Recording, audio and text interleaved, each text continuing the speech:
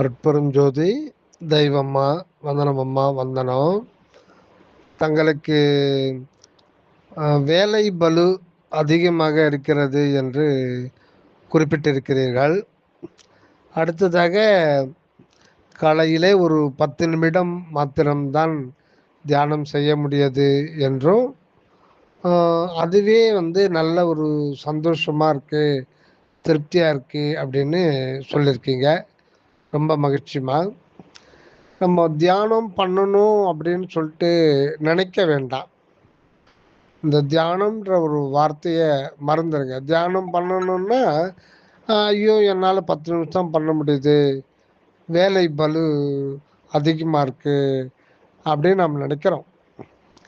ஆனால் இதில் சுத்த சன்மார்க்கம்ன்றது முழுக்க முழுக்க விசாரிக்கிறது.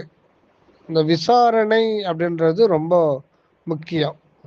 வள்ளல் பெருமான் 1873ஆம் ஆண்டு தான் முதல்ல சுத்த சன்மார்க்கத்துக்குன்னு சொல்லிட்டு கொடியை ஏற்றுறார். அந்த கொடிக்கு 2 கலர் கொடுக்குறார். ஒன்று மஞ்சள், இன்னொன்று வெள்ளை. மஞ்சள் மேல் பாகத்தில் இருக்கும், அது 1/4 பங்கு தான் இருக்கும். மிச்சம் 3/4 பங்கு வெண்மை நிறத்தில் தான் இருக்கும். இதுக்கு ஒரு அற்புதமான ஒரு அர்த்தம் இருக்கு. நம்ம குழுவில் ஏற்கனவே பதிவிட்டிருக்கோம், யூடியூப்லேயும் இருக்கு, நீங்கள் கேட்டிருப்பீங்க. சில ஒரு 4 தினங்களுக்கு முன்னாடி கூட அதை பற்றி சொல்லியிருக்கிறது. அந்த கொடியை ஏற்றிட்டு வள்ளலார் ஒரு 2 மணி நேரத்துக்கு உரையாற்றுறார், அருள் உரை செய்கிறார். அது ஒரு மிக மிக ஒரு முக்கியமான உரை. அதில் தான் சுத்த சன்மார்க்கத்தை பற்றி ஒரு உரைநடையாக வள்ளல் பெருமான் உலக மக்களுக்கு சொல்லியிருக்காங்க. எப்படி நீங்கள் செயல்படணும், சுத்த சன்மார்க்கம் என்பது என்ன, மற்ற மார்க்கங்கள்லாம் செல்ல வேண்டாம் அப்படின்லாம் சொல்கிறார். ஏன்னா சுத்த சன்மார்க்கம் இது நேரடியாகவே கடவுளே வெளிப்பட்டு வழி நடத்துறது இந்த மார்க்கம்.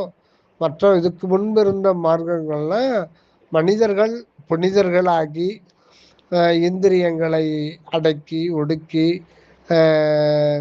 அந்த மனதை லயப்படுத்தி மனதை இறக்கும்படி செய்வித்து கடும் தவம் செய்து இறைவனை அடைய அவர்கள் முயற்சி செய்தார்கள்.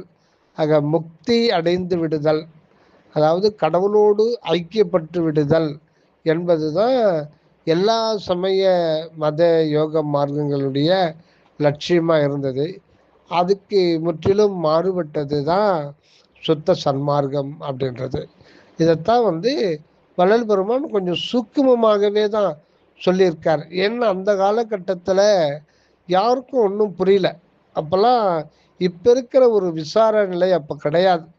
அப்போ பக்குவமே இல்லாத காலத்தினால எல்லா உண்மைகளையும் அடக்கி ஒவ்வொன்றுத்துலேயுமே சூக்குமமான முறையில் தான் அந்த பேருபதேசம் அமைந்திருக்கு. அந்த பேருபதேசம் பற்றி புரிஞ்சுக்கணும்னா 6ஆம் திருமுறை பாடல்கள்லாம் படித்தோம்னா அது புரிய ஆரம்பிக்கும். அதில் தான் சொல்கிறார், நல்ல விசாரணையில் இருந்து வாருங்கள்ட்டு. அதுக்கு முன்பு தியானம் அப்படின்ற வார்த்தை பல இடத்துங்களில் வள்ளல் பெருமான் உபயோகப்படுத்தியிருக்கார். அதுக்கப்புறம் தியானம்ன்ற வார்த்தையை கடைசியில் உபயோகப்படுத்தலை, விசாரம் அப்படின்ற ஒரு வார்த்தையை தான் சொல்கிறார். அதுதான் சத் விசாரம். விசாரம்னா விசாரிக்கிறோம் இல்லைங்களா?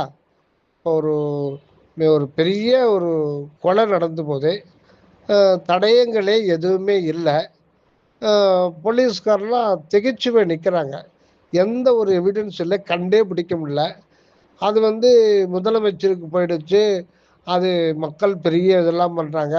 அப்புறம் ஸ்பெஷலாக அதுக்குன்னு ஒரு படை இன்வெஸ்டிகேஷன் அனுப்புகிறாங்க.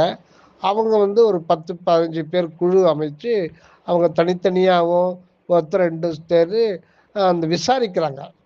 அதுக்கு ஆங்கிலத்தில் பார்த்திங்கன்னா தமிழில் விசாரணை புலன் விசாரணை தான். அது புலன் விசாரணைன்றது கண்ணு காது இது மனம் இதெல்லாம் சேர்த்து தான் விசாரணை பண்ணுறது.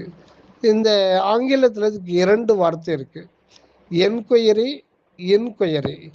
அகராதியில் பார்த்தீங்கன்னா 2த்துக்குமே விசாரம் அப்படின்ற ஒரு இதுதான் வரும். என்கொயரி, அந்த என் இன் அந்த 2 எழுத்துக்களையுமே அதில் டிஃப்ரென்ஸ் தெரியும். என் அப்படின்றது நம்ம புறமுயற்சியோட செயல்படுறது.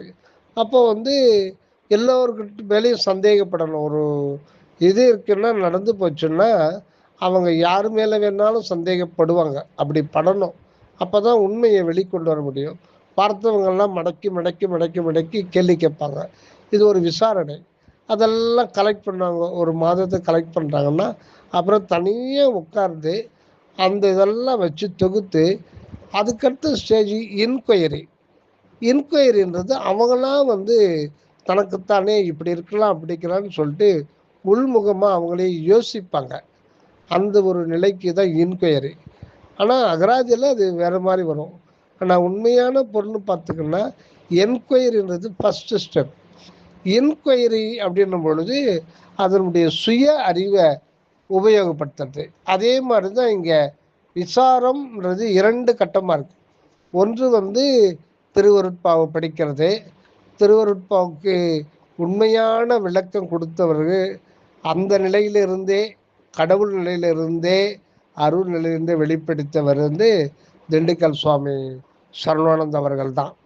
மற்றவர்கள் நம்மெல்லாம் வந்து புறத்தில் இருந்து தான் நம்ம ஒரு ஆய்வு மனம் சம்பந்தப்பட்டிருக்கு நம்முடைய இதெல்லாம். ஆனால் சரவானந்த சுவாமி இது வந்து அவர் இந்த புறநிலைகள்லாம் கடந்து தற்போத நாசம் செய்து அந்த இரண்டற்ற ஒரு நிலையில் அருள் நிலையில் போய் லயித்துட்டவங்க. ஆக அவங்களுடைய விளக்கம் பார்த்தீங்கன்னா அருளே வெளிப்படுத்தும். அந்த அவங்களுடைய உரை வந்து அவங்களுடைய உரையாக இருக்காது, திருவருளை வெளிப்படுத்தும். எப்படி திருவருட்பா வந்து திருவருளால் பாடப்பட்டது அப்படின்னு சொல்கிறோமோ அதே திருவருட்பாவுக்கு அதே திருவருள் தான் விளக்க நூல்களை நம்ம திண்டுக்கல் சுவாமி சரவானந்த அவர்கிட்ட கேட்கலாம். அந்த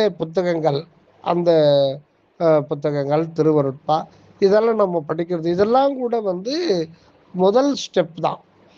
ஆக இந்த ஸ்டெப்லாம் என்கொயரின்ற ஒரு கட்டத்தில் வந்துடும். என்கொயரின்னும் பொழுது இதெல்லாம் அப்படியே வந்து மனதில் தானாகவே பதிஞ்சிடும். நம்ம ஒன்றும் நல்ல ஒரு கான்சன்ட்ரேஷனோடு படித்தோம்னா அது வந்து ஆழமாக மனதில் பதியும். நம்மளே வேண்டான்னா கூட அது வந்து அதை நீக்க முடியாது. பொதுவாக எதையுமே வந்து ஒரு டிவி பார்க்குறோம், எந்த ஒரு நிகழ்ச்சியும் அது நல்லதானாலும் சரி கெட்டதானாலும் சரி, விரும்பினாலும் சரி இந்த புலன்கள் வழியாகவும் மனத்து வழியாகவும் இந்த உலகத்தில் நாம் பார்க்குறது நல்லது கெட்டது எல்லாமே ஒரு பதிவாயிடும் மூளையில். அந்த பதிவுகள்லாம் நீக்கிறது ரொம்ப கஷ்டம். அந்த மாதிரி இதெல்லாம் வந்து நம்ம படிக்கிறது விரும்பி ஒரு அட்டென்ஷனோட அக்கறையோடு படிக்கும்போது அதை மனதில் பதிவு வச்சிடும்.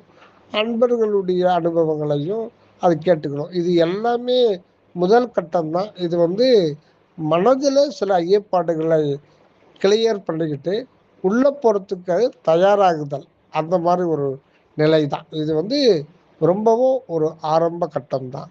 அதுக்கு அடுத்த நிலையில் இருக்கிறது தான் உண்மையான விசாரம், சத்விசாரம். அந்த சத்விசாரம் நீங்கள் அந்த ஒரு குறிப்பிட்ட மனிதன் அந்த மனிதன் வந்து கடவுளோட தொடர்பு ஏற்படுத்தி கொள்ளுதல். அதை தான் அகத்தொடர்புன்னு சொல்லுது. அகம் அப்படின்னாலே அது வந்து உள்நிலை, அந்த நம்முடைய சுயம், நாம் யார் அப்படின்றது அதை காட்டுறது தான் அந்த விசாரம்ன்றது. இதுக்கு திண்டுக்கல் சுவாமிகள் நல்ல ஒரு இது சொல்லுவார், உண்மையான அர்த்தம். சத் விசாரம் சொல்லுவாங்க.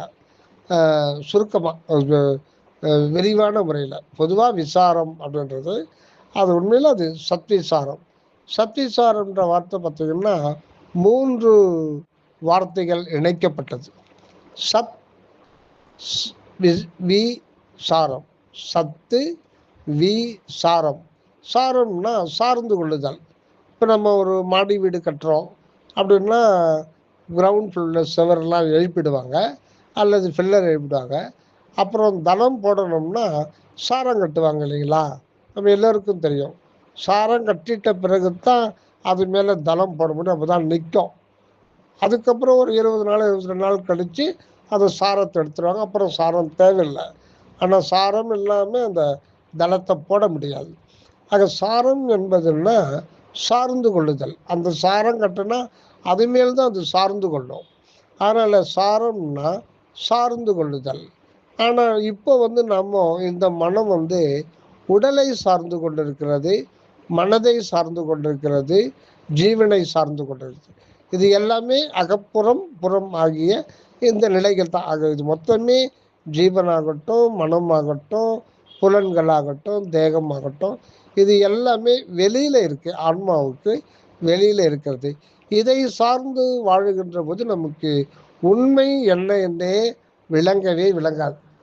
எந்த உண்மையும் விளங்காது.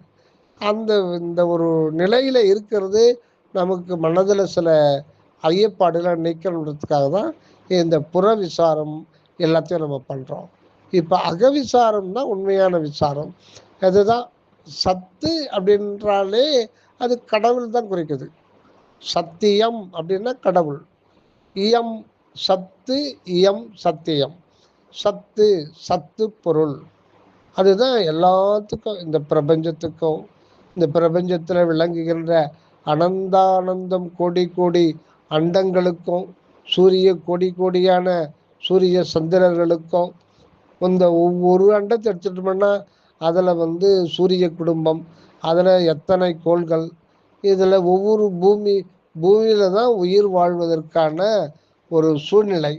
இதில் எத்தனை கோடி கோடி கோடி ஜீவராசிகள், இப்போ எடுத்துக்கிட்டால் எத்தனை 800 கோடி மனிதர்கள், இதுபோல் அனந்தானந்தம் கோடி கோடி மனிதர்கள்லாம் வேறு அண்டங்களில் வாழ்ந்துக்கிட்டு இருக்காங்க. இது மொத்தம் சேர்ந்து தான் மகா பிரபஞ்சம். இந்த முழு மகா பிரபஞ்சத்தையும் அந்த எங்கிருந்து வெளிப்பட்டதுன்னா அந்த மெய்ப்பொருள் அப்படின்கின்ற ஒரு வெளி, மெய்ப்பொருள் வெளி அப்படின்னு அற்புதஞ்சோதி அகவல்ல வரலாறு சொல்லுவார். அதுதான் சத்து பொருள். அந்த சத்து பொருள்னா அது ஒரு அன்பு என்கின்ற ஒரு இருப்பான வெளி. அது ஒரு வெளி, அது ஒரு ஸ்பேஸ், அது எங்கும் இருக்கு. அந்த ஸ்பேஸ் அது அன்பு என்கின்ற ஒரு இருப்பாக இருக்கிறது. அதுதான் சத்து. அந்த சத்து நிலையிலிருந்து தான் அனைத்துமே விளைந்திருக்கு. வெளியில விளங்கி கொண்டிருக்கிறது எல்லாமே அந்த சத்து என்கின்ற சத்து பொருளிடத்தில் தான் விளங்கி கொண்டிருத்தல். அதுதான் இயம். இயம்னா இயம்புதல், விளங்குதல்.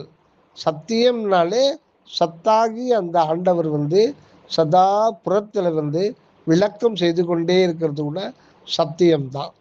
ஆக இப்போ நம்முடைய உலக வாழ்க்கை, நம்முடைய உடல், நம்முடைய மனம், என்னுடைய உயிர், என்னுடைய உடல் உறுப்புகள், என்னுடைய வாழ்வு முறை, இந்த வாழ்வில் நான் அனுபவிக்கிற இன்ப துன்பங்கள், எனது குடும்பம், எனது சுற்றம், எனது எனது நான் நான் எனது என சொல்கிறோம் இல்லைங்களா, இது எல்லாமே எல்லாருடையதும் சேர்ந்து இந்த ஒரே பிரபஞ்சத்தில் அடங்குறது தான். இந்த பிரபஞ்சமே அந்த சத்தாகிய அன்பு வெளியிலிருந்து வெளிப்பட்டு விளங்கி கொண்டே இருக்கிறது தான் அதனுடைய இயல்பு. ஆக நாம் சொல்லிட்டு தனியாக ஒன்றுமே இல்லை. நானுன்னு சொல்கிறதே நம்ம அறியாமையில் சொல்கிறமே தவிர, நான் என்ற அந்த ஒரு உணர்வு கூட ஒவ்வொரு வினாடியும் கடவுளுடைய உண்மையிலிருந்து விளங்குகின்ற ஒரு தொடர்ந்து வருகின்ற ஒரு உணர்வு மயமான சுடர் அல்லது அறிவு மயமான ஒரு ஆகாயம்.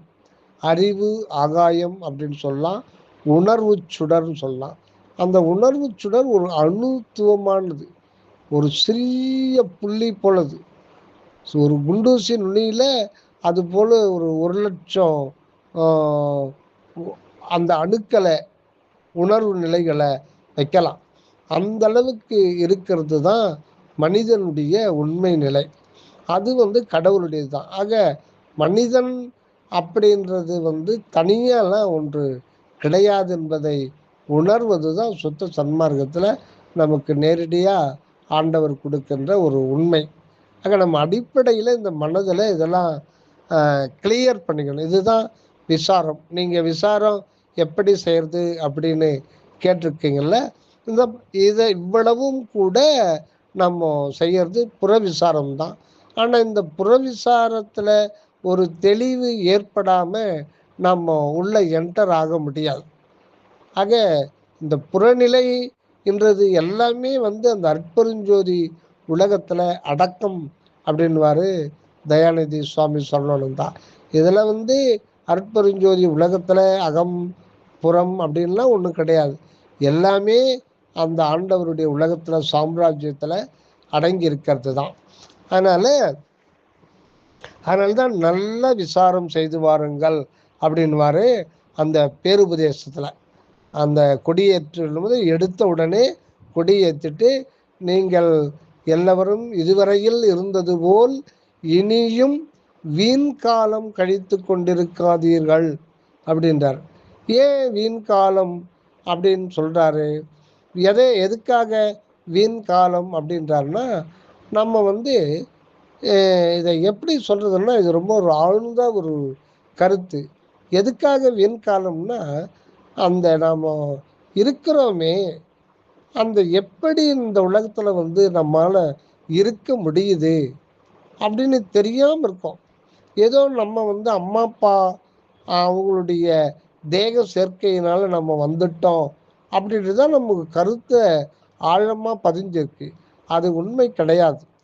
அந்த உணர்வு என்பது புதியதாக வரவே முடியாது. அதே மாதிரி அந்த உணர்வு என்பதே ஒரு கடவுளுடைய அனுபவ நிலையம். அந்த அனுபவ நிலையம் எப்போதுமே இருக்கிறது தான், அனாதி காலமாக இருக்கிறது தான். இதை பற்றி சொல்கிறது தான் சில 100 ஆண்டுகளுக்கு முன்பு ஒரு பழமொழி வெளிப்பட்டது. கல் தோன்றி மண் தோன்றா காலத்தே வாளொடு முன் தோன்றிய மூத்த தமிழ்குடி அப்படின்னு ஒரு பழமொழி. இது எல்லாருக்கும் பெரும்பாலும் தெரியும். அதாவது கல் தோன்றி மண் தோன்றா காலத்தே வாளொடு முன் தோன்றிய மூத்த தமிழ்குடி. இதுக்கு நம்ம என்ன பொருள் சொல்கிறாங்க அப்படின்னா, தமிழன் மிக மிக மிக மிக பழமையானவன். அது கரெக்டு. முதல்ல தமிழகத்தில் தான் மனித இனமே, இந்த பறந்து விரிந்த இந்த பூமியில் முதல்ல மனிதர்கள் தோன்றிய இடம். உலகம் ஃபுல்லாக, பூமி ஃபுல்லாக உயிரினங்கள் எங்கும் காடு உயிரினங்கள் வாழ்ந்தது என்றாலும் மனிதன் சமுதாயம் முதல்ல தோன்றியது மக்களினம் இந்த தமிழகத்தில் தான். அதே மாதிரி முதல்ல லாங்குவேஜ் பேச தெரியாமையே பல லட்ச வருடங்கள் சில லட்ச வருடங்கள் பேச தெரியாவே கடிச்சிட்டான். அப்புறம் முதல்ல அந்த லாங்குவேஜ் கொஞ்சம் கொஞ்சமாக உருவாகும் போது அது முதல்ல தமிழாகத்தான் வந்திருக்கிறது. அதுக்கப்புறம் காலப்போக்கில் மக்கள் இன்னும் பல்கி பெருகிய பொழுது அது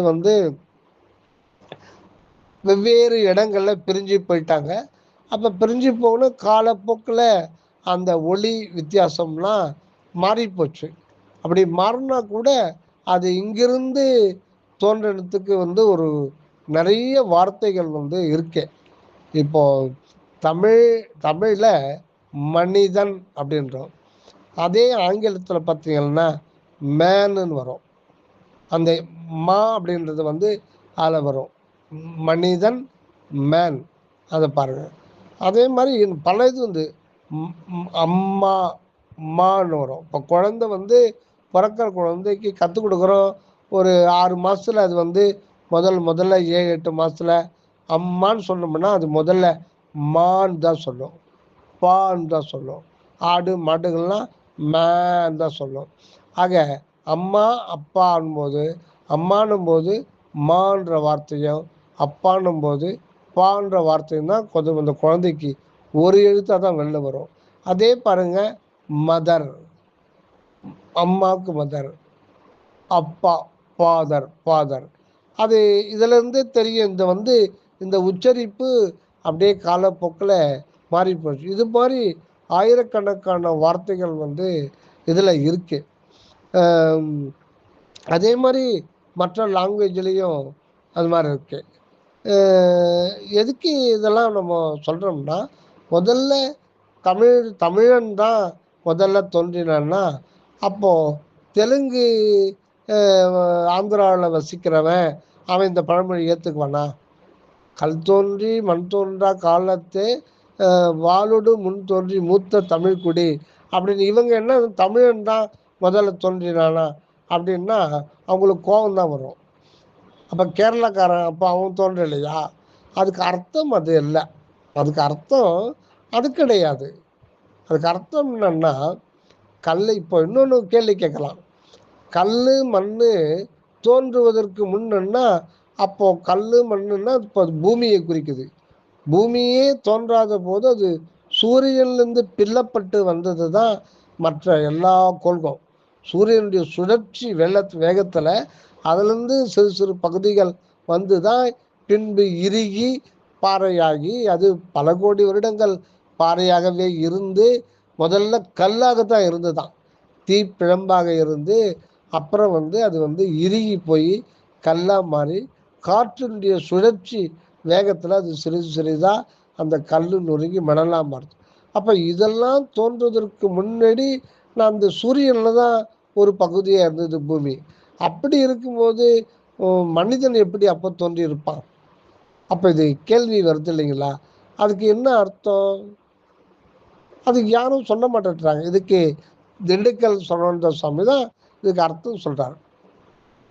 அதாவது இந்த பிரபஞ்சமே உருவாகாததுக்கு முன்பு கூட தேகமே இல்லாமல் ஒரு அணு அணு வடிவில், அதுவும் கண்ணால் பார்க்க முடியாது, இருப்பே அறியாத நிலையில் நாம் அனாதியாகவே இருந்து வருகின்றவர்கள் தான். இதெல்லாம் திண்டுக்கல் சுவாமி சொல்கிறவங்க தான் இவ்வளோ விளக்கம் சொல்கிறார். ஆகாய வான்வெளியில் அது செறிந்து கிடக்கிறது தான் இந்த ஆண்மணுக்கள். அது ஒரு கடுகளவு இடத்த ஆக்குபை பண்ணுற ஸ்பேஸில் பல லட்சம் கோடி அந்த ஆண்மணுக்கள் செறிந்து கிடக்குது. அதில் ஒரு அணு தான் நாம் இப்போ தாங்கி இந்த ஒரு மனிதனாக வந்திருக்கோம். ஆக அந்த இருப்பறியாத அந்த அணுவுக்குள்ள அறிவே வடிவான அன்பே வடிவான ஆண்டவர் பரிபூர்ணமாக இருந்துக்கிட்டு தான் இருக்கார். அதுதான் வாளொடு முன் தோன்றிய மூத்த தமிழ் குடி அப்படின்றது. ஆக இந்த வாளொடுன்னா இறைவனோடு நம்ம அனாதி காலமாகவே இருந்து கொண்டு தான் இருக்கிறோம், இந்த பிரபஞ்சம் தோன்றுவதற்கு முன்பே கூட. ஆக இந்த பிரபஞ்சம் பின்னாடி தோன்றியிருக்கலாம், அதுக்கு முன்னாடி இருந்த காலம் கணக்கிலே வைக்க முடியாது. ஏன்னா அது எப்பவுமே நாம் இருக்கிறோம். அங்கே ஆரம்பம் என்பது ஒன்று கண்டுபிடிக்கவே முடியாது. ஏன்னா ஆரம்பமும் இல்லை. அப்படி இருக்கிற காலத்தில் அந்த நிலையிலிருந்து நம்ம இயற்கையாகவே இருக்கிறோம். அதனால்தான் இந்த பூமி உலகம் பிரபஞ்சம்லாம் வெளிப்படையாக தோன்றுவதற்கு முன்பு இந்த உலகம் வெறும் வெட்ட வெளியாக எங்கெங்கும் நிறைந்து எல்லையில்லாது இந்த அகண்ட வான்பெருவெளி இருந்தது. அந்த வான்பெருவெளி முழுதுமே இந்த ஆண்மணுக்கள் செறிவு நிலையாக இருந்தது. ஆனால் அந்த நிலையில் உடம்பில்லாத போது கண்ணுக்கு தெரியாத அருவ அணு நிலையில் நாம் நம்மையே உணராத நாம் இருக்கிறது நமக்கே தெரியாது இருந்திருந்தோம். ஆனால் நமது இருப்பு நமக்கு தெரியலனாலும் அதுக்கு உள்ள அந்த இருப்புக்குள்ள ஒரு இருப்பு, அது எப்பவுமே அருள் உணர்வோட அருள் ஒளியோடு இருந்தது. அதுதான் வாள் அப்படின்னு சொல்கிறது. வாள் அப்படின்னா ஒளின்னு அர்த்தம். இந்த இடத்துல வாளுன்னா கத்தி அப்படின்னு அர்த்தம் கிடையாது. வாளுடைய கூரிய பகுதி ஒளி உடையது. அதனால் இங்கே வாள் அப்படின்ற அர்த்தம் ஒளி. ஒளின்றது அந்த அன்பு ஒளி, சத்திய ஒளி, அந்த ஆண்டவருடைய ஒளி, கடவுள் ஒளி. அந்த ஒளியோடு நம்ம அதோடு அவராகவே இருந்திருக்கோம். ஆனால் வெளிப்படலை. அந்த ஒரு பௌதிக உடம்பு வருகின்ற பொழுதுதான் நமக்கு உணர்வே நமக்கு கிடைக்கும். அது வரல அப்போல்லாம் ஒடுங்கி உள்ளுக்குள்ளே ஒடுங்கி இருப்பறியாத நிலையில் இருந்தோம். அது எக்காலமே இருந்துக்கிட்டு தான் இருக்கும். புதிதாக வர முடியாது. அதை விளக்குறது தான் இதில் வரும் தேவாரத்தில். என்றினி அன்று நான் உன் அடிமை அல்லவோ. அடிமைன்னா அந்த காலத்தெல்லாம் கொத்தடிமைகளை வச்சுட்டு இருப்பாங்க. அவங்களுக்கு குடும்பம் அப்படியே விலைக்கு வாங்கிடுவாங்க. காலையில் 5 மணிக்கு எழுப்பி விட்டாங்கன்னா நைட்டு 9 வரையில் வேலை வாங்கிப்பாங்க. எந்த மறுப்பும் சொல்லக்கூடாது. சில சமயத்தில் அடிப்பாங்க. அவங்க கொடுக்கறது எதுவும் சாப்பிடணும். அப்படியே இருந்து போயிடுவாங்க. அந்த அடிமை கிடையாது. இங்கே அடி மெய்ன்னு பிரிக்கணும். அடின்னா ஆண்டவருடைய திருவடி. ஆண்டவருடைய திருவடி நாம் நினைக்கிற மாதிரி நமக்கு இருக்கிற கால் 5 விரலும் கிடையாது. ஆண்டவருடைய திருவடி நிலைன்றது அருள் ஒளி, அருள் உணர்வு வெளி, அதாவது அருட்பெருவெளி. அது அனுத்துவமான இந்த ஆன்மாவுக்குள்ளதான் அது இருக்கு. இதுதான் எங்கும் நிறைந்த ஆண்டவருடைய அகண்ட வான்பெருவெளி முற்றும் நிறைந்த கடவுள் உண்மையை திருமுடி அப்படின்னோம். அது முழுமையா அப்படியே அந்த அகண்டத்தை அணுவா சுருக்கி அந்த அணுவில் தான் அனுபவ வாழ்வை வெளிப்படுத்துகின்றார். இதுதான் ஆண்டவருடைய அருள் நிலை, அருட்பெருவெளி. அதுதான் ஆன்மாவா இருக்கு.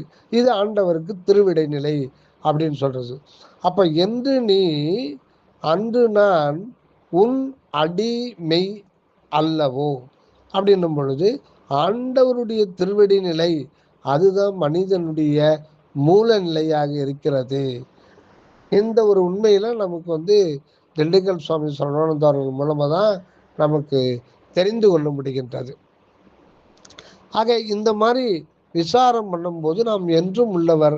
நாம் எதுக்கு இங்கே வந்தோம்? எனக்கு வேலை பலு அதிகமாக இருக்கு. அங்கதான் ஒரு பிரச்சனை இருக்கு. எந்த வேலையும் நாமும் செய்யலை. எந்த வேலையும் அருள் இன்றி நம்ம அணுவு கூட அசைக்க முடியாது. நான் வேலை செய்கிறேன்னா வேலை செய்யும்போது கடவுள் நினைக்க முடியாது. நான் செய்யலை.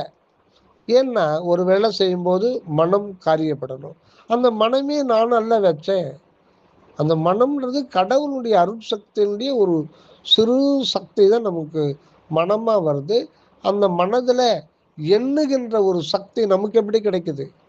காடு, மாடு, நாய், பன்றி, பூனை அதெல்லாம் அது என்ன தெரியுமா? அதில் தாட் வேவ்ஸ் வருமா? வராது. அப்போ நமக்கு மட்டும் எப்படி வருது? நம்ம அதை பற்றி நினைக்கிறல. அந்த ஒரு மூல நிலைக்கு போனாதான் எனக்கு தியானம் பண்ணும்போது மனதே அடங்கலை, மனம் ஓடுது அப்படின்னா விசாரம் இல்லாமல் தியானம் பண்ணால் அப்படி தான் வரும். அப்போ எண்ணங்களற்ற நிலை கைகூடணும்னா அந்த எண்ணமே எப்படி ஆண்டவருடைய இயக்கம் காரியப்பாடு இருக்கிறதுனால்தான் அந்த மனமே இயங்குது. நம்மால இயங்கலை. நம்முடைய மனதிலே ஏற்படுகின்ற ஒவ்வொரு எண்ண அலைகளுக்கும் அந்த கடவுளுடைய சக்தி தான் காரியமாக இருந்து செயல்படுது. இதெல்லாம் அகவல்ல சொல்றார். நினைவவை பலவாய் நினைவன பலவாய் அனைவர வகுத்தற்பது. நாம் என்ன நினைக்கிறோம்? நான் நான் நான் தான் நினைக்கிறோம். அப்படி கிடையாது. நம் உள்ளத்தில் இருக்கின்ற ஒவ்வொரு எண்ணத்துக்கும் காரணம் எதுன்னா சூழ்நிலை தான். சூழ்நிலை தான் நம்ம எண்ணத்தை உருவாக்குகிறது. ஆக ஏற்கனவே நாம் அனுபவிச்ச இந்த உலக வாழ்க்கைகள்லாம் ஏற்கனவே பதிவாகி தற்போது வருகின்ற சூழ்நிலை இது எல்லாம் ஒரு கலவை சக்தியா மாறிதான் ஒரு புதிய எண்ணத்தை தோற்றுவித்து கொண்டே இருக்கிறது. அப்படி எண்ணத்தை தோற்றுவிக்கிறதுனால்தான் நாம் அந்த உலகத்துல இயங்க முடியுது, வாழ முடியுது. இல்லைன்னா ஆடு மாடு மாதிரி தான் இருக்க முடியும். அந்த எப்போ ஒரு 700 கோடி இல்லை 1000 கோடி வருடங்களுக்கு முன்னாடி இருந்த ஆடுதான் இப்பவும் இருக்கு. ஆனா மனிதன் அப்படியா? எவ்வளவு மாற்றம் அடைந்திருக்கிறான். ஆதி மனிதன் ஆடையின்றி திறந்தான். இன்னைக்கு எல்லாமே கம்ப்யூட்டர்ல ஓடுது. செவ்வாய் கிரகத்துக்கு போறான். எப்படி படிப்படியா உயர்ந்தான்? எதனால? மனம். அந்த மனதுல எப்படி எண்ண அலைகள், என்ன சக்தி வருது? அதுதான் கடவுளுடைய அருள்ன்றது. அந்த மனதை நம்மளால கண்ணால பார்க்க முடியல. மனம் எங்க இயங்குது அதுவும் தெரியல. எப்படி இயங்குது தெரியல. ஆனால் அந்த மனம் என்பது சூழ்நிலையால தான் வளர்க்கப்படுகிறது என்று நிதானித்து பார்த்தால் தெரியும். அதே போல சூழ்நிலையெல்லாம் ஒவ்வொரு எண்ணமும் வெளிப்படுகிறது. ஏற்கனவே இருந்த பதிவாகி இருக்கிற சூழ்நிலையும் இப்பொழுது நிகழ்காலத்தில் ஏற்படுகின்ற சூழ்நிலையும் தான் ஒவ்வொரு எண்ணத்தினுடைய எழுச்சிக்கும் காரணமாக அமைகிறது. ஆக எண்ணம்னு ஒன்றும் இல்லைன்னா இந்த உலக வாழ்க்கையே இயங்காது. ஆனால் அந்த எண்ணத்துக்கு முதற்காரணமாயும் நிமித்த காரணமாயும் துணை காரணமாயும் அந்த திருவருளே இருந்து இயக்குது என்பதை உணர்ந்து கொண்டால் நான் தான் நினைக்கிறேன், நான் தான் செய்கிறேன் என்பது இல்லாமல் போகும். எல்லாமே இறைவனுடைய செயல் அப்படின்னு போகும்போது நாம் எந்த காரியத்தை செய்தாலுமே அந்த கடவுள் சிந்தனையில் உண்மையில் இருந்து கொண்டு நாம் காரியப்படலாம். ஏன்னா நான் 10 நிமிஷம்தான் என்னால் தியானம் பண்ண முடியுது அப்படி நீங்கள் சொன்னீங்க இல்லைங்களா?